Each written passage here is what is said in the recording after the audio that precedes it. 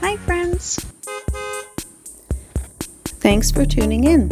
If you like this video, please give it a like, comment below, and take a moment to subscribe to our channel. This drive takes us along Interstate 65 as it passes through Priceville, a small town in North Alabama. This stretch of interstate is a major north-south corridor, linking the Gulf Coast with the Midwest and serving as one of Alabama's most heavily traveled routes. Priceville sits in Morgan County within the broader Tennessee Valley region. While the town itself is small, its location has long made it a crossroads for travel and commerce. Before the interstate system existed, nearby roads and rail lines supported agriculture, milling, and trade throughout the area. I-65 was constructed as part of the Federal Interstate Highway System authorized in 1956. When this section opened in the 1960s, it dramatically changed how people and goods moved through North Alabama. Travel times between major cities were reduced, and rural communities like Priceville gained faster access to regional markets and jobs. As the road continues ahead, this drive through Priceville offers a snapshot of North Alabama, where transportation, geography, and quiet community life intersect, seen from the steady flow of one of the South's most important highways.